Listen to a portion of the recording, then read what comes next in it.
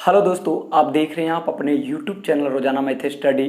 और रोजाना math study से मैं आर के रंजन आप सबको स्वागत करता हूं। दोस्तों, आज मैं फिर रीजनिंग का एक छोटा सा क्लास लेकर आया हूं। देखिए, क्वेश्चन है ए सी जिस प्रकार 40 से संबंधित है उसी प्रकार ई एफ किससे संबंधित है। क्वेश्चन यही है दोस्तों, ए सी जिस प्रकार 40 से संबंधित है उसी प्रकार ई एफ किससे संबंधित है। आपका 4 ऑप्शन दिया हुआ है, आप चूज कीजिए। देखिए, जब इस प्रकार से जब रीजनिंग के क्वेश्चन रहेंगे तो हम क्या करेंगे कि इसका प्लेस वैल्यू बैठा देंगे। अब देखिए, ए का प्लेस वैल्यू कितना होता है, 1 होता है। ए का प्लेस वैल्यू 1 होता है और सी का कितना होता है, 3 होता है। अब देखिए, कहीं ना कहीं इसी का 1 और 3 को ये कुछ करके 40 लाया होगा। उसी प्रकार ई क्या होता है 5 और एफ का होता है 6। यानी कि अब हमें इसी को कुछ करके इस ऑप्शन को मैच करवाना है, हाँ या नहीं। हाँ, अब देखिए, अब हम क्या करें, ये 1 3 यानी 13 से हम क्या बनाएं ऐसा कि 40 बन जाए। हाँ दोस्तों, यही है क्वेश्चन।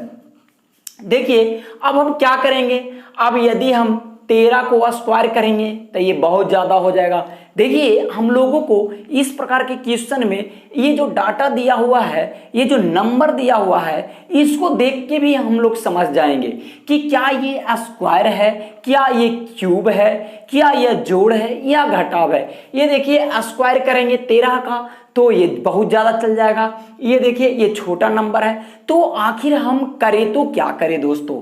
तो देखिए, अब क्या करना है, देखिए 13 है तो 1 और 3 इस प्रकार भी पढ़ सकते हैं। अब हम इसको क्या करेंगे, यदि हम इसको जोड़ देते हैं 3 1 4 और इसको दोनों को जोड़ देते हैं तो 3 1 4 होता है और 4 को 40 बनाया है, तो हम इस प्रकार भी 4 को लिख सकते हैं ना, 0 4 भी लिख सकते हैं 4 को, हाँ या नहीं।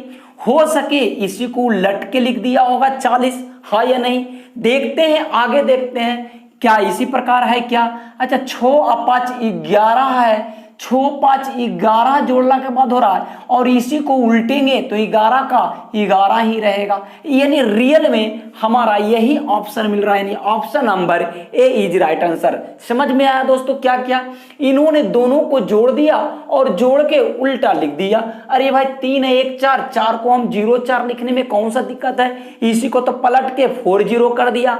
और इसी प्रकार 6 और 5 11, 11 को कैसे भी उल्टो पलटो, बात तो बराबर है। यानी कि उसी प्रकार से हमारा क्या किया गया है, पलटा गया है। यानी ऑप्शन नंबर 1 क्या होगा, सही होगा। चलिए हम अगले क्वेश्चन की ओर चलते हैं। क्या है, कह रहा है यदि $3 बराबर 9 तथा $2 बराबर 1 हो तो $5 बराबर क्या होगा। यही क्वेश्चन है कि $3 बराबर 9। अब देखिए, 3 और 4 यही दोनों डिजिट का प्रयोग करके 9 लाया होगा, हाँ या नहीं।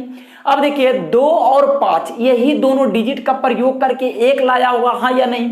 अब देखिए, 5 और 3, अब ये दोनों डिजिट का प्रयोग करके हम क्या ला सकते हैं। अब देखिए, क्या किया, आखिर ये क्या किया कि 9 आ गया। 3 और 4 से क्या ऐसा कर दिया कि 9 आ गया।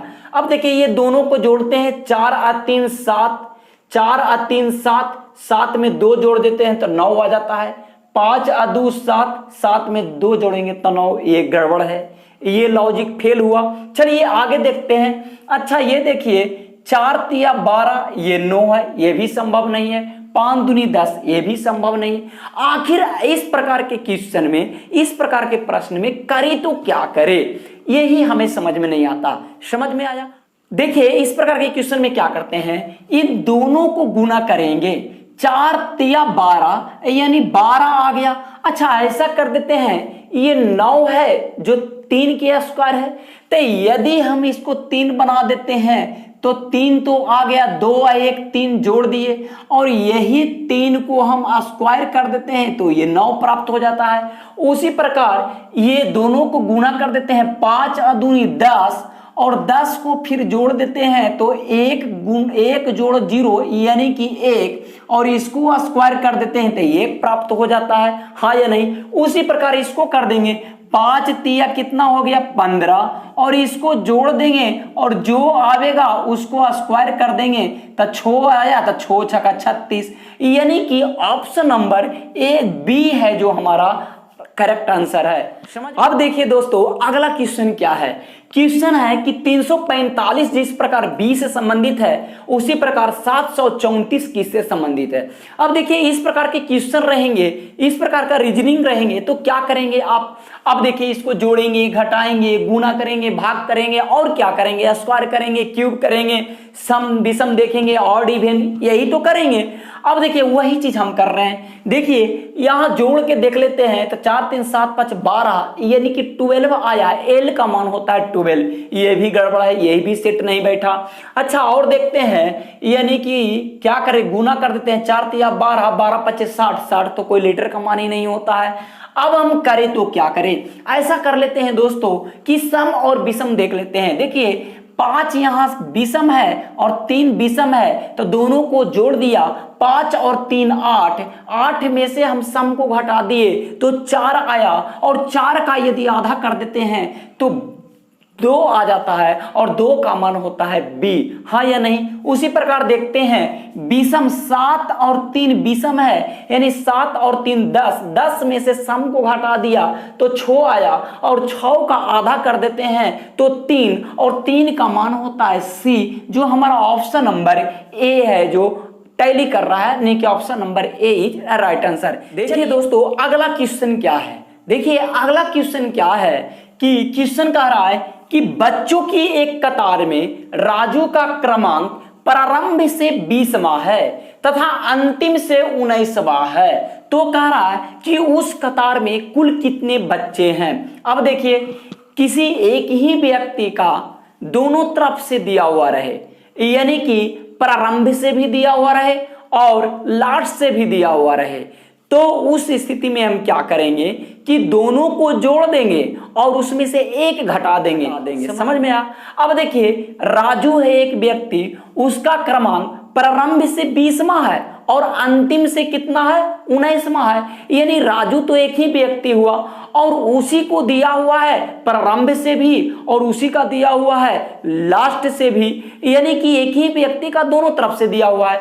तो हम क्या करेंगे, टोटल नंबर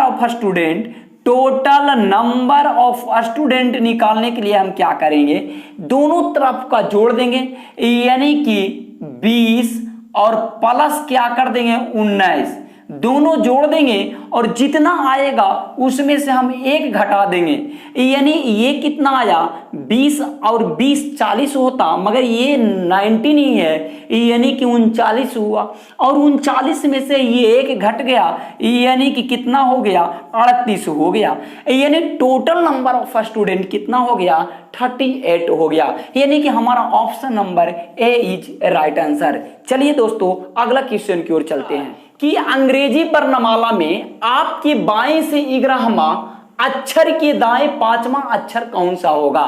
यही अगला क्वेश्चन है कि अंग्रेजी वर्णमाला में आपके बाएं से 11वां। अब देखिए इस प्रकार के क्वेश्चन को बनाने में आप क्या करेंगे कि पूरा ए से जेड तक आप लिखेंगे और क्या करेंगे, आप बाएं से 11वां जोड़ेंगे, फिर उसके दाएं 5वां जाएंगे, कितना टाइम वेस्ट होगा। उससे अच्छा एक ट्रिक है, देखिए ये आज के बाद आप कभी नहीं भूलेंगे। देखिए कह रहा है अंग्रेजी वर्णमाला में आपके बाएं से 11वां। अब देखिए बाएं से 11वां यानी कि फॉर लेफ्ट, बाएं से 11वां यानी कि बाएं यानी लेफ्ट, यानी फॉर लेफ्ट कह रहा है 11, और कह रहा है अक्षर के दाएं, दाएं के मतलब फॉर राइट, यानी कि फॉर राइट का मान कितना है 5। अब देखिए यहाँ जो फर्स्ट रहेगा फॉर लेफ्ट रहे या फॉर राइट रहे, जो भी रहे फर्स्ट उसी से मान निकलेगा, यानी यहाँ फॉर लेफ्ट है तो लेफ्ट से निकलेगा। यानी अब देखिए ये कितना होगा, देखिए फॉर लेफ्ट है राइट है, तो जब लेफ्ट और राइट रहे तो दोनों जुटेगा, जब राइट राइट रहे तो दोनों घटेगा, जब लेफ्ट लेफ्ट रहे तो दोनों घटेगा। यानी कहने का मतलब एक लेफ्ट रहे एक राइट रहे, यानी कि दोनों दो रहे तो उस कंडीशन में क्या होता है, जुटता है। यहां भी देखिए दोनों एक लेफ्ट है एक राइट है, इस कंडीशन में क्या होगा, जुटेगा, यानी 11 5 16। यानी कि आप देखिए फॉर लेफ्ट हम लोग तो ABCD कहां से पढ़ते हैं, लेफ्ट से ही तो पढ़ते हैं, और लेफ्ट से मान निकला गया 16, और 16 कितना होता है, यानी P16, यानी कि जो 16 का जो मान निकला वो कितना निकला, P निकला। और देखिए ये ऑप्शन नंबर C हमारा जो है P है, यानी option number C is right answer. दोस्तों इसी प्रकार के रीजनिंग के और भी क्वेश्चन हम लाते रहेंगे, वेट करें, कल भी और अच्छे क्वेश्चन हम लाएंगे। आज भर इतना ही दोस्त, ओके, थैंक यू।